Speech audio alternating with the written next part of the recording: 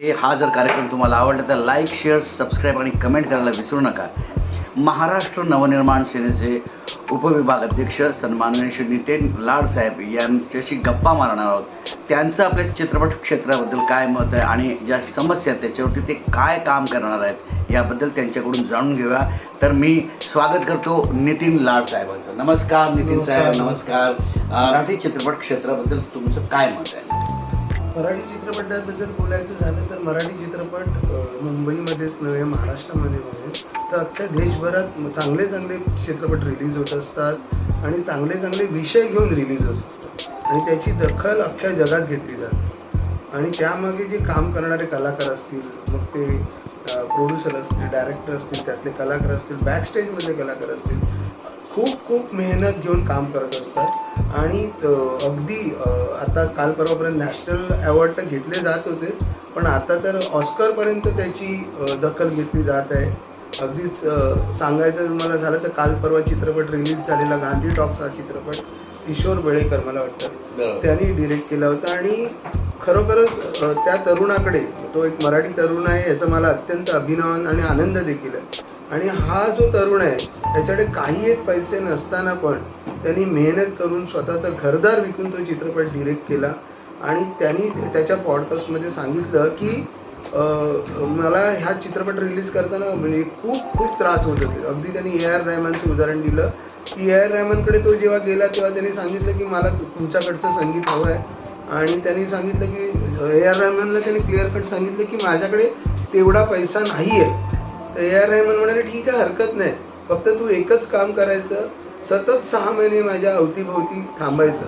आणि त्या तरुणांनी सतत 6 महिने मनाची जिद्द चिकाटी ठेवून सतत ते त्या AR रहमानच्या संपर्कात आले. आणि AR रहमाननी तो पिक्चर इतका छान संगीत केलेला आहे. आणि खरंच म्हणजे मला वाटते फार वर्षापूर्वी एक कमल हासनचा पिक्चर येऊन गेला होता, पुष्पक, सायलेंट मूवी, आणि त्यानंतर हा पिक्चर येतं. आणि ही खरोखरच त्याची डेअरिंग आहे आणि त्याच्या डेअरिंगला खरोखरच सलाम आहे. तर हे सांगण्याचं कारण असं की मराठी चित्रपटामध्ये हे असे दिग्गज लोक आहेत, फक्त त्यांना संधी दिली जात नाही आहे, कुठेतरी त्यांच्या गोष्टीची दखल घेतली जात नाही आहे आणि ह्या अनेक गोष्टीसाठी ते कुठेतरी मागे पडत आहेत. सो माझं असं म्हणणं आहे की अशा लोकांना कुठेतरी संधी दिली गेली पाहिजे. आणि असे चित्रपट आता बघा ना, गांधी टॉक्स हा अख्ख्या मुंबईमध्ये फक्त एकाच गोरेगावला मला वाटते एकाच ठिकाणी रिलीज झाला. तर असे चित्रपट मला वाटते मुंबईमध्ये जे चांगले थिएटर्स आहेत जिथे मराठी मूवी बघायला लोक जातात, आणि हा चित्रपट मला वाटते 7 भाषेत प्रदर्शित झालेला आहे.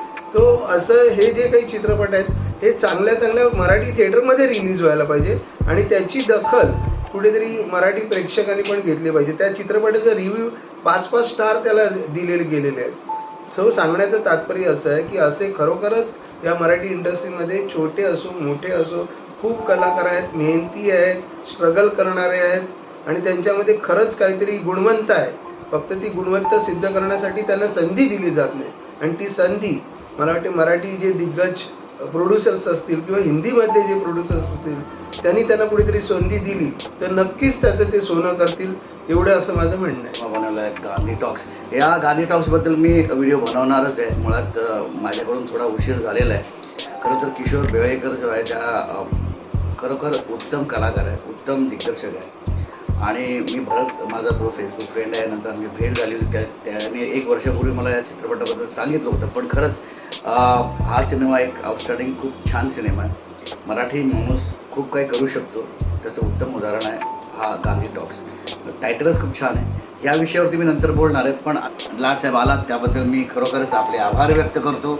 आणि कलाकारांच्या पाठीशी तुम्ही उभे राहालाच आणि त्याचबरोबर कलाकारांच्या ज्या समस्या आहेत त्याच्यावरती आपण आवाज उठवूया, त्यांना न्याय मिळवण्यासाठी आपण सगळे एकत्र येऊया.